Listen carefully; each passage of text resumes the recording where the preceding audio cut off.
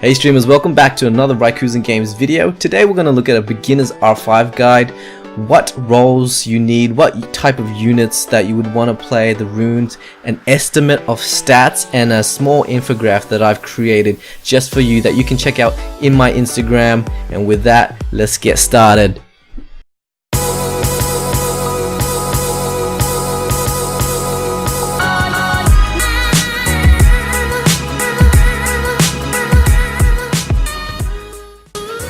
R5 Beginner's Guide. 4 things you'll need: a damage dealer, healer, cleanser, and a passive barrier. So what do? A damage dealer, can you guess? I know you can do it. That's right, deals damage. Your healer, come on, this one's an easy one as well. That's right, also heals. Your cleanser, I'm gonna give you the answer. It cleanses. Gets rid of all the debuffs. Keeps your team clean and efficient. Your passive barrier is the one that mitigates incoming damage through their passive. So example, Darien and Dias, which are probably the 2 best units for R5 for that role. The stats that they need? Well, it depends on your glory towers. Like some of you guys may have invested a lot in your glory towers, while others may have not done any. So this is an estimate. So take it with a grain of salt as well, and it depends on your leadership that you're running as well. Okay, so 17k HP, obviously you don't want to die. I don't know how much of a beginner you are, but you know, try in for that. Your nuka build is something with high attack, something with high crit rate, something with high crit damage. Speed isn't necessary. You can like 30 or 40 speed or faster, up to you. Your healer, so your healer and your cleanser are pretty similar. The reason being is they kind of do the same thing. They keep your team alive. They support your team so they don't die. 25k HP, 1.k defense, 170 to 200 speed. Try reach it. If you can't reach it, see what you can reach, and 70% resistance, because you want to be as close to 100% resistance as possible. Like I said, they keep you alive and well. So with the 30% resistance lead, I assume that every single R5 team is using. That's going to be 100% for both your healer and your cleanser. Keep them alive, keep them fresh, keep them clean. Your passive barrier. This is where you just stack on the stats, because their role is just to be there and land debuffs and mitigate that damage. So they don't need to be fast, actually. They can be okay. Just, you know, 25k HP and 1.8k defense isn't that hard to get. You can just stack them however you want, but preferably high defense, just because they will be in your front line. With your healer and cleanser, they can be back or front depending on the stats that you can get. The main ones that you want to get, the main stats that you want to focus on is the speed and the resistance, and as long as you can get them, you will be fine. Runes. I've suggested some popular runes that you may use. Your damage dealer, just any rune, to be honest, doesn't really matter. Some people say don't play violent on your damage dealers. I agree and disagree, because for me, I would want something like Hua on violent so that it can proc extra turns to take away turns from the boss. Something like the light Hua, I think his name is Pang or something. You know, it's just such an awesome passive that I would want extra turns. There are some units that you want extra turns, there are other units that you don't want extra turns. And the thing with the extra turns is there's a clock on the boss that if you reach up to 16 turns, it does a big attack. So that's why a lot of people don't want extra turns. Your healers and your cleansers, pretty default. Violent Swift, you just want them to take as many turns as possible, because the more turns it takes, the faster it can cycle through the cooldowns and keep your team alive. If you can, play tolerant runes. Try to get as much tolerance runes as you can in your team. So I'm playing 2 with a 30% resistance lead. That's 50% resistance for my whole team. So I just need another 50% on their substats to keep them at 100%, especially the cleansers, healers, and I've even got it on my passive barriers as well, I think. Next up is your passive barriers. So these guys, you can put whatever you want on them. Revenge, Energy, Guard, Tolerance, Fight runes, Accuracy runes, HP runes, you know, the runes that Determination or whatever it's called. Just stack whatever you want on them, just tanky.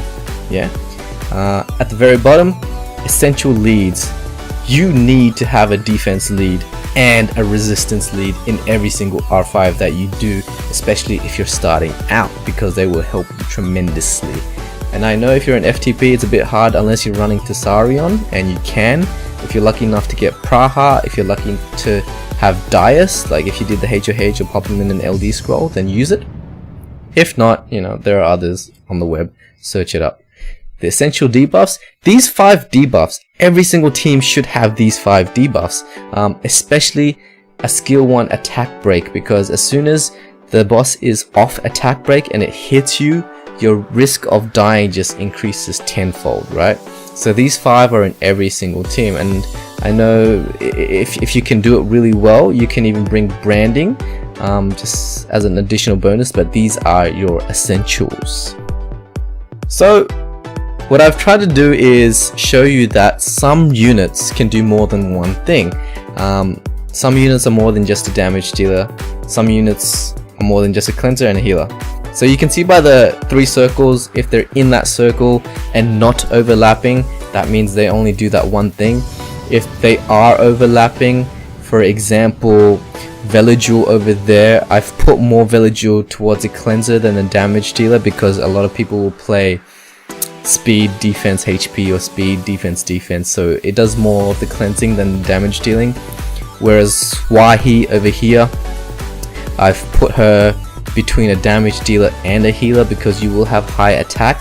If you're brave, you might have crit damage on 4th slot, and she does heal very well. And things like her water sister and Annabelle does all 3 amazing units.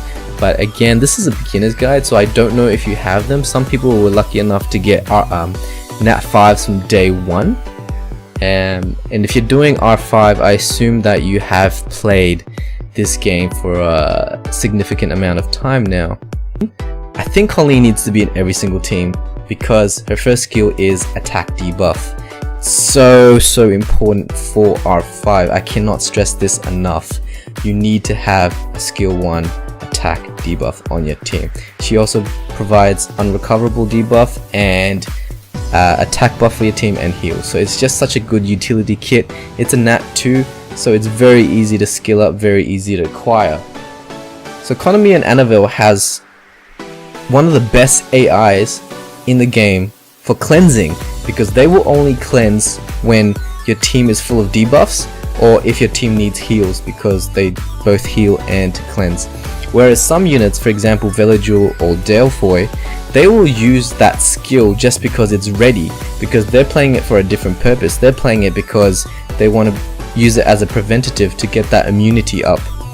Same as Wahi. Wahi will just pop that skill because she's trying to get that attack buff up instead of healing, because your team needs the heal.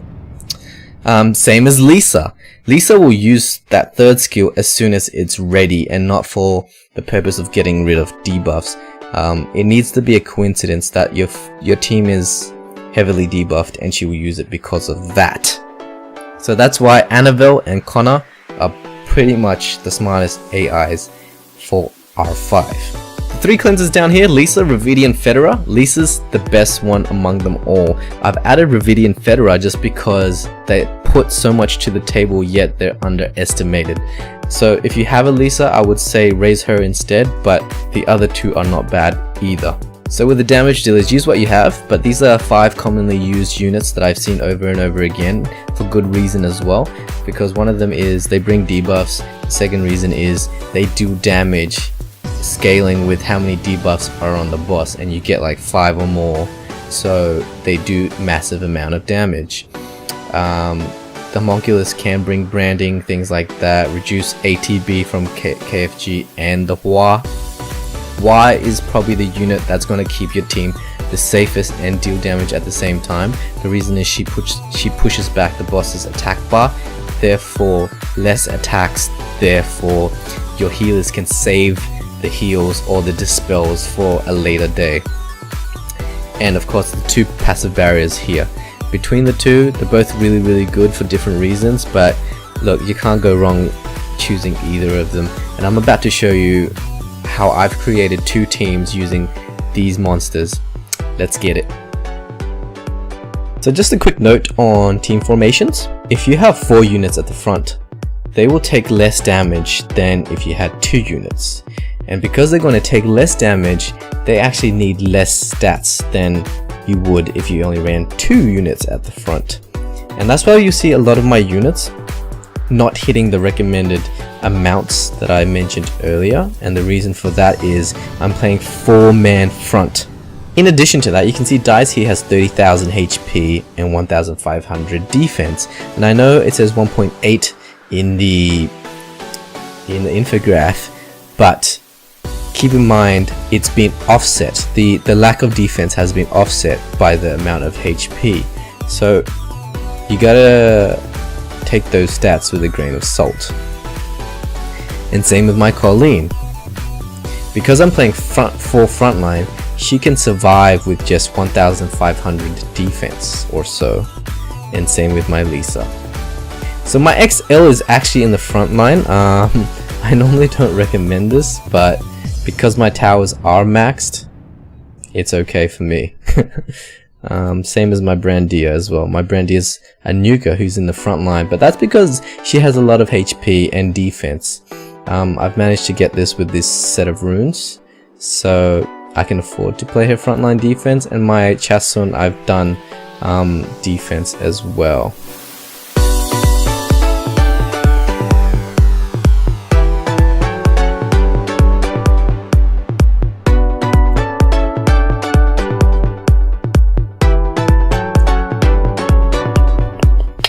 So there you have it, guys. 2 minutes straight. It's pretty good. That's a rage attack rune. I'm gonna get that. There you have it, streamers. A beginner's R5 guide on monsters, runes, and stats. If you learned something, leave a like below. If you like my content, subscribe. If you enjoy the infographics, check out my Instagram. I'm uploading new stuff every single week. And with that, let me ask you a question. What's your best R5 time right now, if you can do it? If not, what's your best R4 time? Leave your comment in the section below, and until next time, peace out.